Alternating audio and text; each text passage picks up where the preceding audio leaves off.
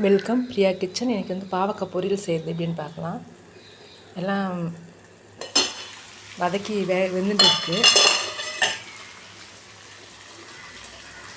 வெங்காயம், தக்காளி, பொடியை நறுக்கின பாவக்காய், கருவேப்பிலை கட் பண்ணி எல்லாம் வச்சுக்கிட்டு கடுகு உளுத்தம்பருப்பு தாளிச்சிட்டு, புளியெலாம் சேர்க்காமல் செய்கிறது.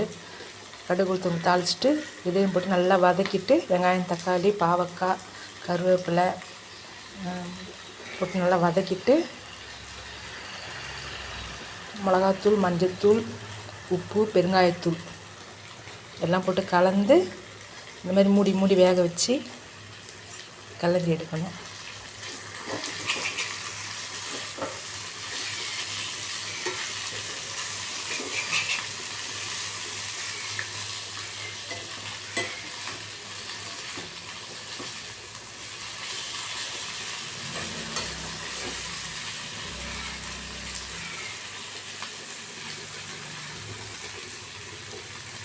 இது தண்ணி சேர்க்க தேவையில்லை. கொஞ்சம் எண்ணெய் கொஞ்சம் கூட ஊற்றி இந்த மாதிரி செஞ்சால் சூப் நல்லாயிருக்கும். புளி சேர்க்காமல் செய்கிறது உடம்புக்கு ரொம்ப நல்லது. இந்த மாதிரி மூடி போட்டு சிம்மில் வச்சுட்டு இந்த மாதிரி ஒரு மூடி போட்டு அப்பப்போ கிளறி மூடி வச்சு வேக வச்சுட்டுனா நல்லாயிருக்கும் பொரியல். இந்த மாதிரி கொஞ்சம் நேரம் மூடி வச்சுருங்க.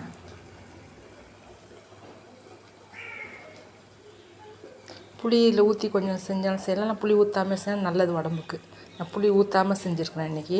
வெங்காயம், தக்காளி, பொடியாக நறுக்கின பாவக்காய், கருவேப்பிலை, அவ்வளோதான்.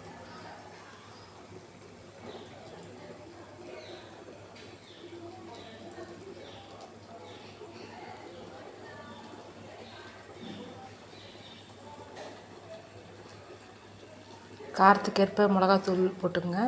மஞ்சத்தூள், உப்பு, பெருங்காயத்தூள்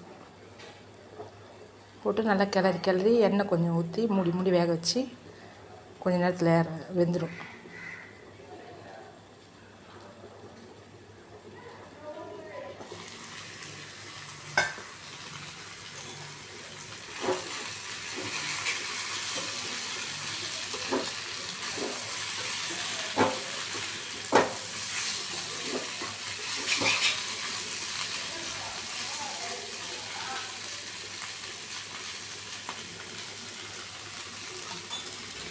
சாதத்தில் போட்டு பிசைஞ்சு சாப்பிட்டா நல்லாயிருக்கும். தொட்டுன்னு சாப்பிட்றதுக்கும் நல்லாயிருக்கும். சப்பாத்திக்கும் நல்லாயிருக்கும். சைட் டிஷ் மாதிரி.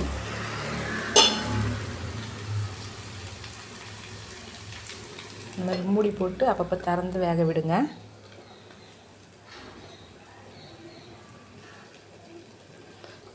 நல்லா வெந்ததுக்கப்புறம் இறக்க வேண்டியது தான்.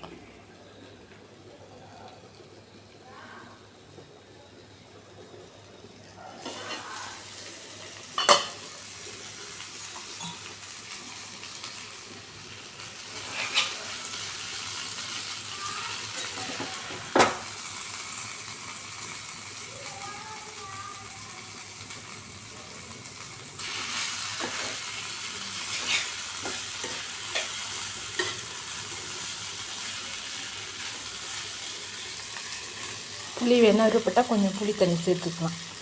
இது புளி சேர்க்காமல் செய்கிறது இது.